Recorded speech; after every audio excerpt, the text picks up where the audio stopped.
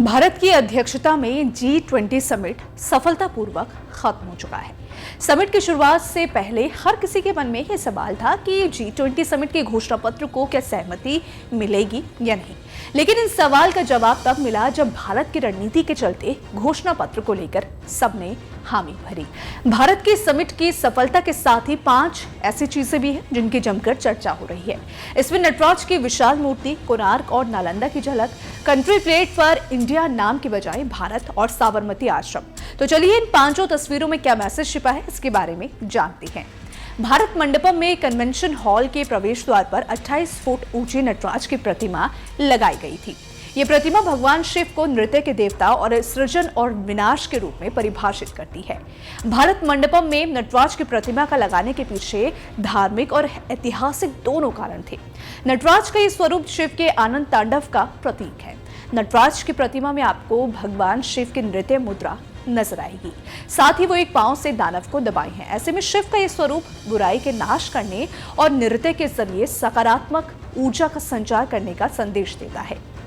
अब यहाँ पे कोणार्क चक्र की बात करें तो भारत मंडपम के वेलकम स्टेज के बैकग्राउंड पर एक बड़े से पहिए की झलक दिखाई दी थी।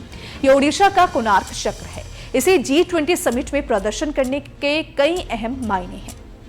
कोणार्क चक्र को 13वीं सदी में राजा नरसिंह देव प्रथम के शासन में बनाया गया था। 24 तिल्लियों वाले चक्र को भारत के राष्ट्रीय झंडे में भी इस्तेमाल किया गया है। कोणार्क चक्र लगातार बढ़ते समय की गति, कालचक्र के साथ साथ प्रगति और निरंतर परिवर्तन का प्रतीक है। ये लोकतंत्र के पहिए के एक शक्तिशाली प्रतीक के रूप में कार्य करता है। ये पहिए बताते हैं कि कैसे पूरी दुनिया सूर्य की ऊर्जा से चलती है। इंडिया बनाम भारत को लेकर छिड़ी बहस के बीच G20 समिट के पहले सत्र में पीएम मोदी के टेबल पर रखी कंट्री प्लेट में देश का नाम इंडिया नहीं बल्कि भारत लिखा हुआ था।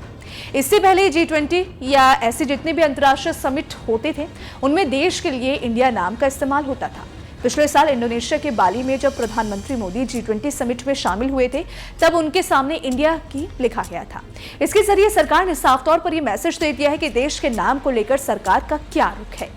समिट के दूसरे दिन G20 देशों के नेता राष्ट्रपिता महात्मा गांधी के समाधि स्थल राजघाट पहुंचे, जहां प्रधानमंत्री मोदी ने उनका स्वागत भी किया। इस दौरान वेलकम स्टेज के बैकग्राउंड पर साबरमती आश्रम की तस्वीर लगी हुई थी। पीएम मोदी ने पहले सभी मेहमानों का खादी का अंग वस्त्र पहनाया। इसके बाद साबरमती आश्रम के बारे में जानकारी दी। आपको यहाँ बता दें कि 1915 में गांधी जी के दक्षिण अफ्रीका से लौटने के बाद भारत में उनका पहला आश्रम 25 मई 1915 को अहमदाबाद के कोचरब क्षेत्र में स्थापित किया गया था। लेकिन गांधी जी रहने के लिए ऐसी जगह की तलाश कर रहे थे जहां वो खेतीबाड़ी, पशुपालन, गौशाला, खादी का काम जैसे कर सके। करीब 2 साल बाद 17 जून 1917 को साबरमती के किनारे उनका आश्रम स्थानांतरित कर दिया गया। 22 मार्च 1933 को गांधी जी ने खुद ही साबरमती आश्रम छोड़ दिया था और प्रण लिया कि जब तक देश स्वतंत्रता नहीं मिल जाती तब तक वो वापस इस आश्रम में नहीं लौटेंगे। 15 अगस्त 1947 को भारत स्वतंत्र देश बना और जनवरी 1948 में गांधी जी की हत्या कर दी गई और वो यहाँ कभी नहीं लौट सके।